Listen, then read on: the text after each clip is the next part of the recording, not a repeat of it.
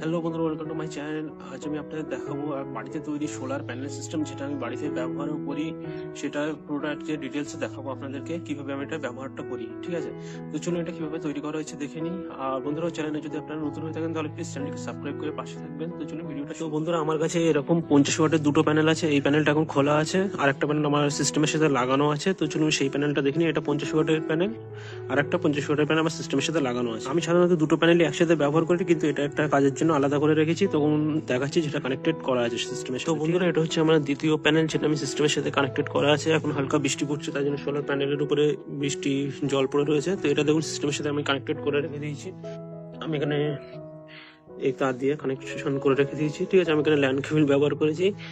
এর সম্পূর্ণ ভিডিও আপনারা যদি কমেন্ট করেন আমি আপলোড করবো পুরো কানেকশনটা। বন্ধুরা, আপনারা এখানে দেখতে পাচ্ছেন আমার এটাই সোলার প্যানেল সিস্টেমে যেটা চার্জ কন্ট্রোলার লাগানো আছে। আর এখানে একটা সিস্টেম আমি বানিয়ে রেখে দিয়েছি। এখানে অনেক কিছু ডিটেলস আছে, যেগুলো আমি একটু একটু করে আপনাদের জানিয়ে দিচ্ছি। তো এখানে আমি দেখে দিচ্ছি আমি কি কি করে রেখে দিচ্ছি। এটা হচ্ছে সোলার প্যানেলের ইনপুট। ঠিক আছে, এই তারটা এসছে বাইরে থেকে। আর এখানে সোলার অন অফ লেখা আছে। এটা আমি সোলার প্যানেল একটা সিস্টেম বানিয়েছি সেটা। এটা অফ করে দিলে সোলার প্যানেল থেকে চার্জ কন্ট্রোলের কানেকশনটা কেটে যাবে।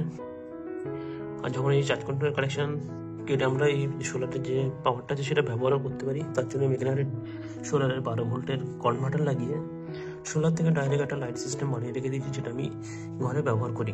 আমি এটা জ্বালিয়ে দিচ্ছি। এখানে দেখুন, এখানে 12 ভোল্ট কনভার্ট হচ্ছে সোলার থেকে, যে 18 ভোল্ট বা যতই আসছে সেটা 12 ভোল্টে কনভার্ট করে এই তারের মাধ্যমে আপনারা এই উপরে যে লাইটটা দেখতে পাচ্ছেন, এই লাইটটা জ্বলছে এখানে। এটা সোলার থেকে জ্বলছে 12 ভোল্ট হয়ে। ঠিক আছে, কনভার্ট হয়ে।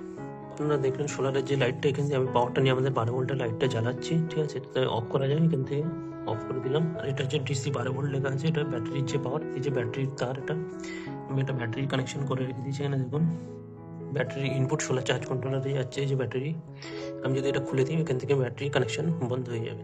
আর একটা দেখুন এখানে লেখা আছে 18 ভোল্ট। এটা আমরা ডাইরেক্ট সোলার প্যানেলের পাওয়ারটা ডাইরেক্ট যেটা সোলার প্যানেল থেকে আছে সেই পাওয়ারটা এখান থেকে ব্যবহার করতে পারি পোর্ট লাগিয়ে। ঠিক আছে, এখান থেকে। আর এখানে সেরকম কিছু নেই আর কিছু। এটা আমি বানিয়েছিলাম একটা সিস্টেম। চার্জ কন্ট্রোলার তো এটা আপনারা জানেন। তো চার্জ কন্ট্রোলার জানানোর জন্য এই লাইটটা আছে এখানে। তো এই লাইটটা খারাপ, তো আমি একটা ভালো লাইট জ্বালিয়ে দেখাচ্ছি আপনাদেরকে। তো বন্ধুরা, আমরা এখানে একটা অন্য লাইট নিয়ে নিয়েছি, সেটা আমি এখানে জ্বালিয়ে দেখাচ্ছি।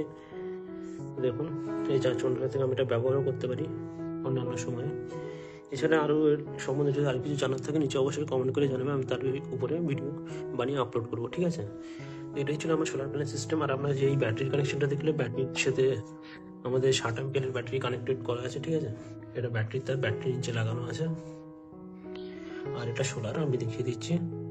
দেখুন সোলার, আর সোলার থেকে লাইটটা জ্বলছে এখানে।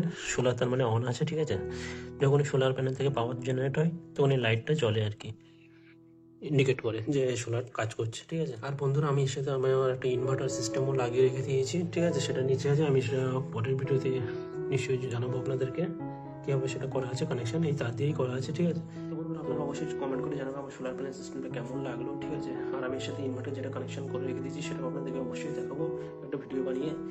আর আপনারা যদি চ্যানেলে নতুন হয়ে থাকে অবশ্যই চ্যানেলকে সাবস্ক্রাইব করে পাশে থাকবেন। তো চলুন দেখা হচ্ছে পরের ভিডিওতে। ধন্যবাদ।